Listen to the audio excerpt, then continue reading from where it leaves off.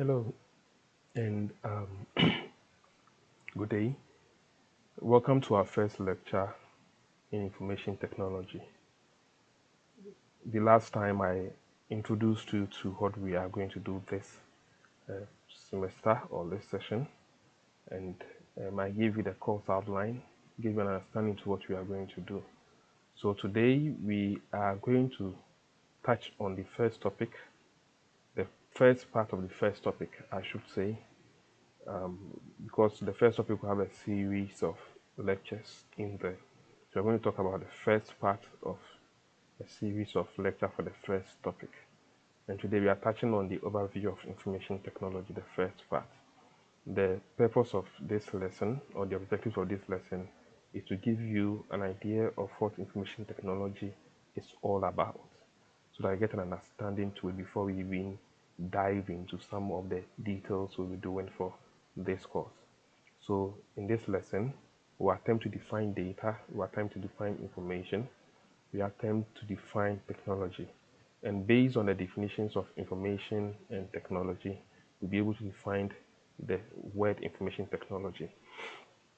Then we would also attempt to define what the compute, get an overview of what computing is all about, or what the computer system is all about.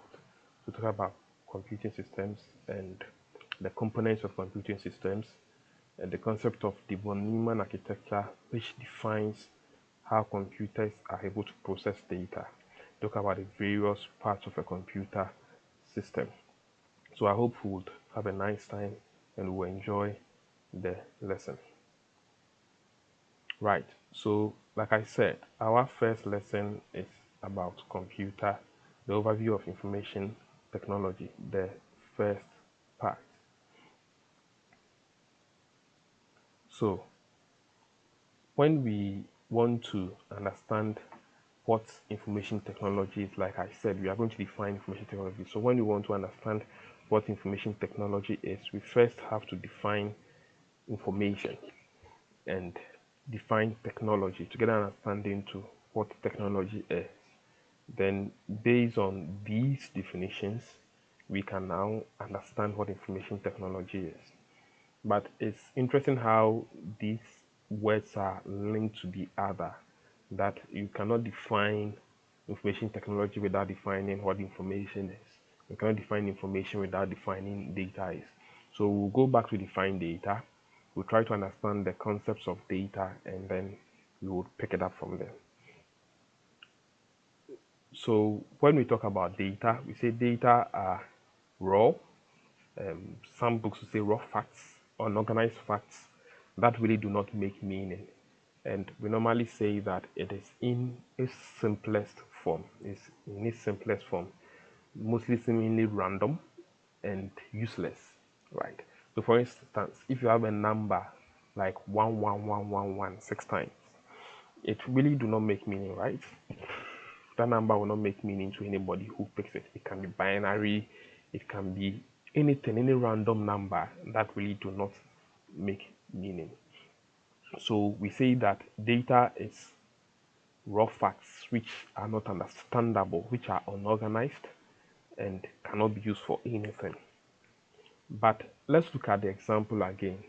So when we are able to process 111111 by putting some forward slash in there, it will be 11/11/11, and that will suggest that the the first 11 can be either the month or the date. So you can say that November 11th, 2001, which is a date. So now we can now understand the 111111, which did not make meaning, by putting slashes in there to make it look as if it's a date, which is more meaningful than the 1111 that we have. So whenever data is processed, organized, or structured, or presented in a given context that makes meaning or that is useful, then we call it information. So let's go over it again. Data are raw facts, unorganized facts that needs to be processed. And when we go through the processing and organizing and structuring of this data, and it becomes meaningful and useful to the users, it becomes information. So data are raw facts.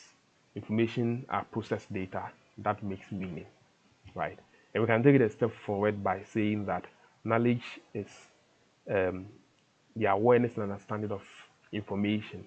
Is out of what we want to do, but I just wanted to bring it to you so that you know that it doesn't stop at information. It goes up to wisdom. So data determines information. Information determines the knowledge when you're able to understand and apply it.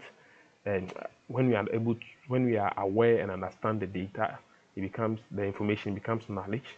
And then when we are able to apply knowledge, it becomes wisdom. But I'll end there so that we pick it up the next time. So there are two basic types of information and then data or data. We have the traditional data or information, then we have the multimedia data information. So traditional data basically has to do with um, the data that really are normally text in nature, right? So the alphabets or numbers, and then the special characters, right? So the dollar sign, the end sign, the euro sign, the at sign, the hash sign, the star, they are all special characters. And these are normally found on our keyboard and we type them in the keyboard. We normally call them the traditional data. Then we have the multimedia data.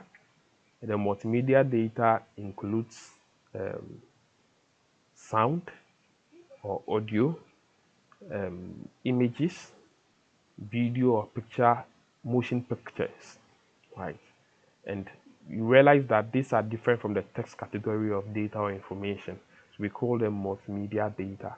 And we'll come to engage them a little bit when we are talking about input and output devices in this lecture. So let's try to understand technology. Technology is humans using objects to change the nature and human-made environment just to improve the way or develop the way people do things within our natural environment, right? So when you talk about technology, some other materials will say that it's a scientific way of doing things. And mainly the purpose of technology is to improve the way things are done, right? So if giving an example, if we an accountant, like I gave the other time in our lecture, if an accountant would get a big notebook and then enter the income, enter the expenditure, point some calculators, and then balance his account. Technology using, let's say, a spreadsheet or any of these accounting softwares will mean that you just enter your values, the balancing and everything will be done by the application for you.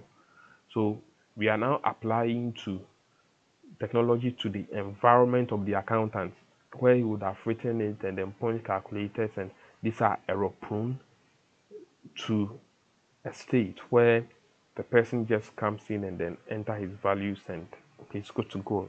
The balancing is done. So we say that because technology is evolving over the years, it is very, very important that we try to deal with it and then try to get ourselves abreast with what is happening. So the new technology that's happening. And let me just pass this comment through by saying that um, when it comes to technology, if you don't go with it, it will leave you behind. So we go with technology, else it leaves us behind. Because of the way it's changing and evolving, you you have to continuously learn, else whatever you might have learned or have studied will be archaic, right? So that's something that we need to take note of. But we are saying that technology is a scientific way of doing things to improve the natural environment of the people we are working with. Right, so now that we have understood technology and we have understood information, let us attempt to define what information technology is. So define information technology. We say that information technology is a study or use of systems, especially computers and telecommunication, for processing, storing, retrieving, and sending information. So the way we use computers and telecommunications, right, to process data, to store data, to retrieve data, and then to send data or information, it's basically information technology. So using computing and telecommunication technologies to do these things. And we say that for now in our world, any business that seeks to be successful needs to adhere to information technology, else the business will fail. The business is going to fail.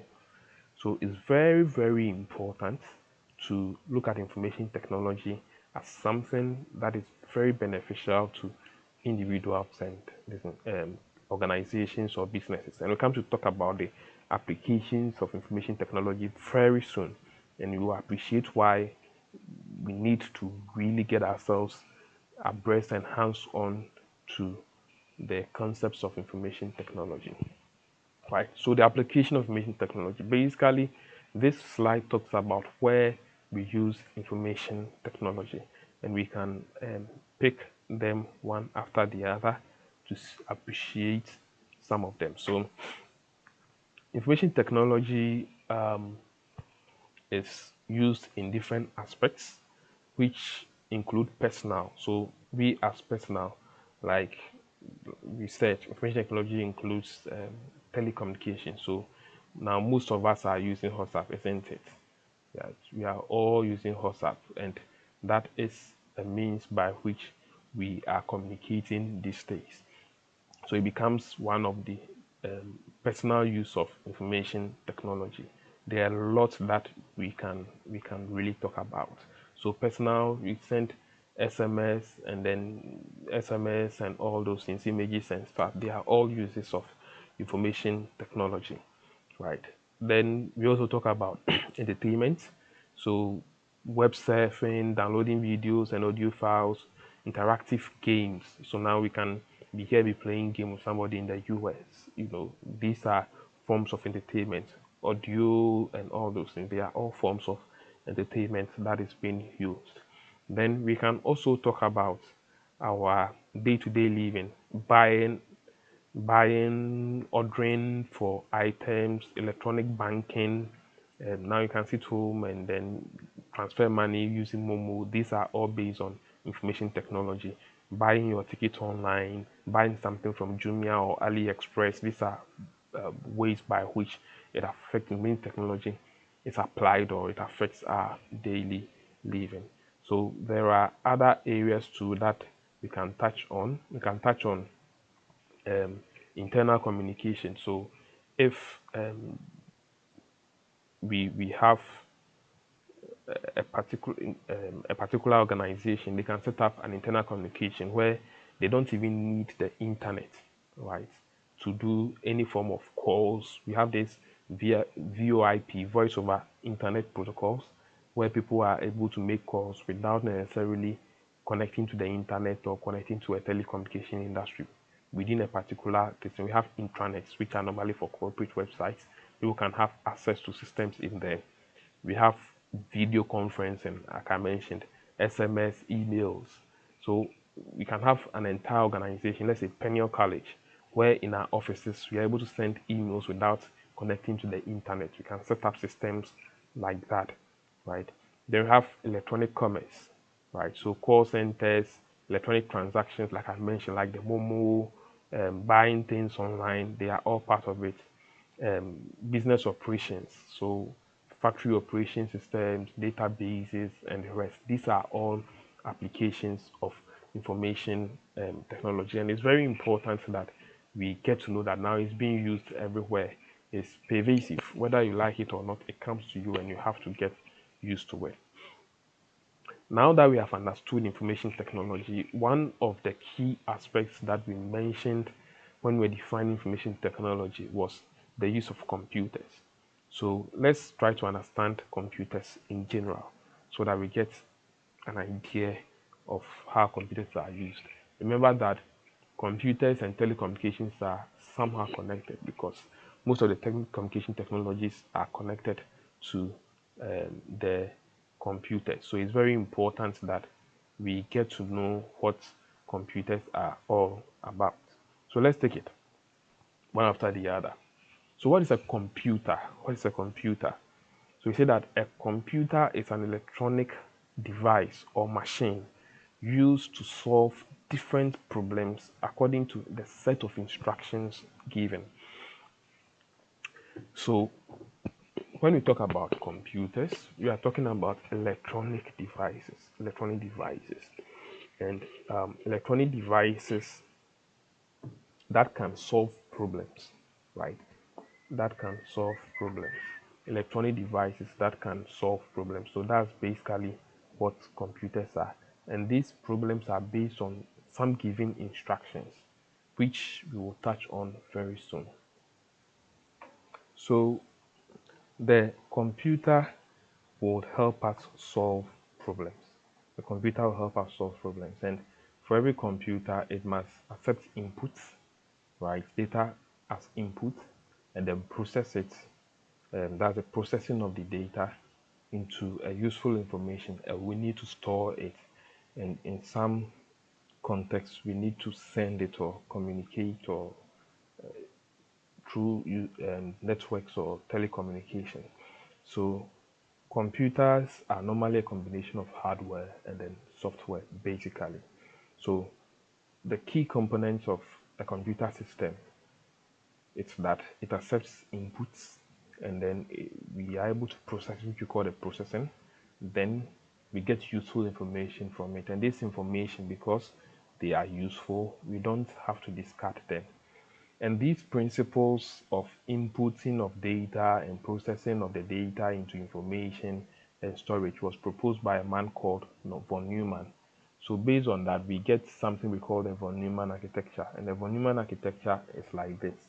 So we input data, or data is input into the system. It is processed as output, right? And that output comes out as information. And this information needs to be stored. So we realize that at the storage side, is the arrows are bi-directional.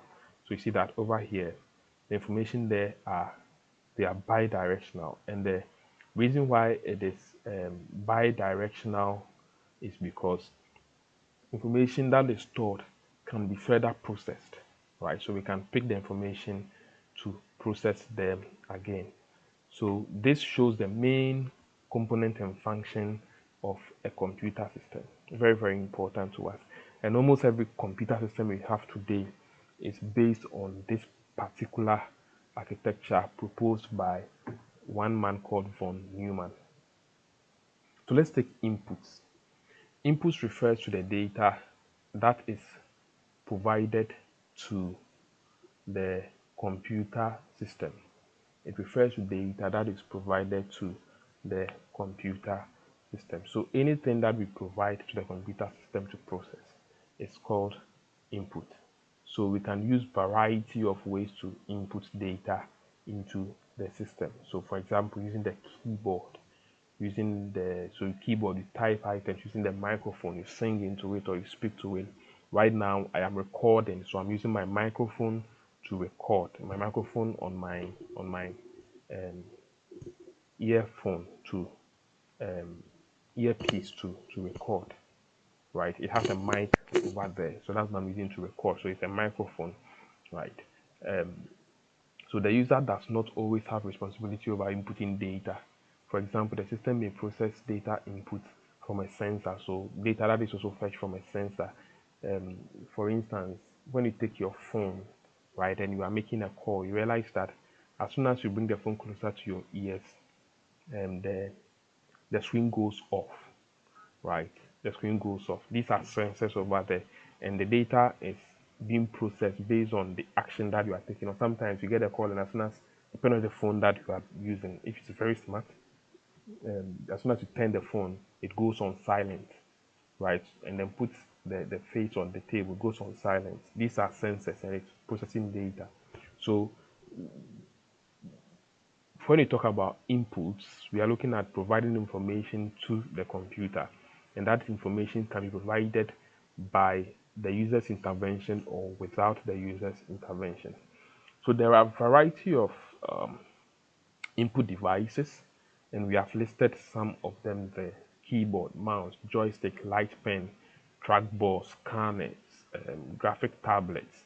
So the graphic tablets are normally what people use to draw. You have a tablet and they use to draw. Those are the graphic tablets, um, normally used by the architects and then the visual artists, those who do electronic paintings and the rest. We have microphone, I've mentioned it already.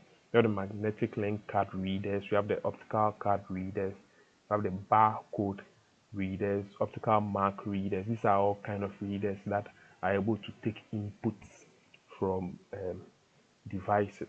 So those are the type of input devices that we have. Then we talk about the processing. So the processing is done by the central processing unit of the computer, what we normally call the CPU. And um, I remember back in school when they wanted to explain it to us, they say it is the the brain of the computer or the mind of the computer where all the thinking is done. Yes, we can take it like that. So after data has been stored, like we saw in the diagram I showed you before, this data is now have to be processed, right? So after the data has been inputted, we now have to process it, and to make sense out of this data that we have, the input devices will do that job for us. Then we have, so the computer system can be categorized according to the speed of its processing. And normally, when we are talking about the type of computers, we categorize them by the size, we categorize them by the speed of the processor, right? And then we categorize them under how it is used. So these are various ways to categorize computers, and we say that a computer can be categorized based on the speed of the computer. So now we have processors like the I family, the dual core. By I family, I mean i3, i5, i7. Now we have i9, the dual core family. Two is the dual core, the core 2 do, and the rest. These are all processors, and how fast it is determines can be used to categorize a particular computer. Then we have storage. So storage is where the processed data is kept, right? So we store them there. And a computer system can have two storages, or normally has two storages: the internal storage and then the external storage. Then the storage, which is internal or external, can be permanent or temporal. So what we normally talk about is the temporal and permanent data. So a computer system can be categorized by how much data it can store. So we'll come to talk about the permanent this thing. But one thing that we should also know is that our computer, the basic unit of storage for any computer is in bits, bits, bits, and bits are normally binary, zeros and ones. So the language that the computer understands is bits, zeros and ones, right? So if I type an A on my keyboard, it has to deal with it to be able to, it has to process it into zeros and ones before it can have any action on it. So from bits we move to bytes, which is, sorry, from bits we move to nibbles, which is 4 bits. Every 4 bits is a nibble. From nibble we move to bytes, and 8 bits is 1 byte. Then it goes on to the kilobyte, the megabyte, the gigabyte, the terabytes, the yottabytes, the petabytes. There are lots of them in there. So we note that. So when we say that we have primary and secondary storage, or what is called the temporal and permanent storage, right? We normally say that the data can be stored on our primary storage, such as the RAM, but only temporarily. So we say that the RAM is volatile, What we mean by a volatile RAM is that whenever data is lost, right, or whenever there is, sorry, let me rephrase, whenever there is electrical failure, like light off or what we call doomso, right, anything on the memory and the machine goes off, anything on the RAM, that's random access memory, is, is wiped off. You can't collect it back. That's why we call it temporal data, and it's the primary data. So it keeps information there temporarily as it is being processed on by our central processing unit. Then we say that secondary storage is non-volatile and can be used for permanent storage. So where data is stored permanently, um, it's what we call the secondary storage. And that one can be internal and external, but for the RAM, mostly it is internal. So secondary storage allows us to back up our data. So I can back up my data somewhere and pick it up later on. And we can move it from one location to another and share. So if I keep my data on a particular medium, right, or a particular some media, I can take it along. So my external hard drive or my pen drive or my floppy disk, which is out of the system now, they can all be taken out and shared. So the storage media can be internal, secondary storage media can be internal or external. I think I've mentioned that already. So these are examples of storage media. We have USB drive, what we normally call the pen drive. We have the DVDs, CDs, the magnetic tapes, the floppy disks, the solid state disks, SSDs, the cloud storage. Now most of us are moving through to cloud storage, something you can store over the internet, but it's kept somewhere somehow. So that's the cloud storage. So these are all examples. The hard disks, they are all the these are all examples of media for storage or storage devices. They will talk about output. So output can be anything that displays information to the user. Anything that displays information to the user. So output can provide a variety of ways. For example, displayed to the computer screen or in a form of sound, right? So remember that when we were talking about the type of information and data, we said we have multimedia, which can be sound, right, from a speaker. So these are multimedia. So inputting data like what I'm doing now. Um, Let me be a little bit technical. So for the information that I am sending, right? So whatever I am saying is analog, right? Now the as I'm recording this video, it picks my sound and change it to digital format, which will be in zeros and ones, right? And they will for the moderation and the rest and store it. So it can be in audio or in the audio or in on the screen or even in hard copy form where we print data, right? So the users does not allow, it's not always allowed to generate output. Some of the output is generated automatically without the user's intervention.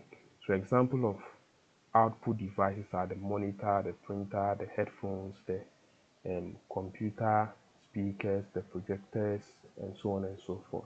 These are all kinds of um, output devices. So today we have been able to learn about the computer, what technology, information technology is, and what is within a computer system. But because it's an academic course, we need to do an exam, an assignment. So before our next lecture, I would want you to list and discuss 5 benefits of information technology in our society today. 5 benefits of information technology in our society today. And I'll require you to send it to my email. So we'll provide the email address under this lecture so that you send it there. Thank you so much for spending time.